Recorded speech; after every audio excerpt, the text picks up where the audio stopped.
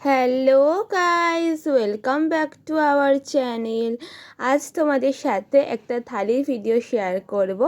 তো প্রথমেই থালিতে ছিল সাদা ভাত, তার সাথে ছিল অল্প করে স্যালাড, কিছু শসা আর পেঁয়াজটা আমি পরে রাখবো, প্রথমে রাখতে আমি ভুলে গেছিলাম। তারপর মা করেছিল পুঁই শাক দিয়ে আর ছোট আলু দিয়ে চিংড়ি মাছ, আর একটু কুমড়োও দিয়েছিল, কারণ আমার খুব পছন্দ কুমড়ো।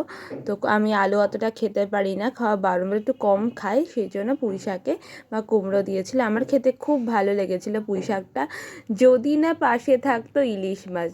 আমার খুবই ভালো লেগেছে খেতে পুঁই শাক, কিন্তু যেহেতু ইলিশ মাছ ছিল সেই জন্য আমি এটাকে বেস্ট বলতে পারবো না। থালিতে আজকে ছিল, আজকে থালিতে তো শো স্টপার ছিল হচ্ছে ইলিশ মাছ, একদম ভাপা ইলিশ করেছিল মা সর্ষে দিয়ে, খুব ভালো হয়েছিল খেতে সেদিনে ইলিশটা।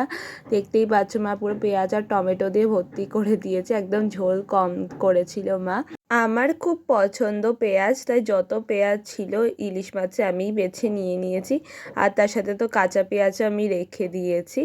তো দেখতেই পাচ্ছ থালিটা কেমন লাগছে অবশ্যই কমেন্ট বক্সে জানিও। সরি বাইরে নয়েসের জন্য, ওপরে কাজ চলছে সেই জন্য এত আওয়াজ হচ্ছে। তো এই দুটো আইটেমের মধ্যে তোমাদের কোনটা বেশি পছন্দ সেটা অবশ্যই কমেন্ট বক্সে জানিও। ভিডিওটা ভালো লাগলে একটা লাইক করে দিও, চ্যানেলটাকে সাবস্ক্রাইব করে দিও, আর ফেসবুকে যারা আছে তারা অবশ্যই ফলো করে দিও।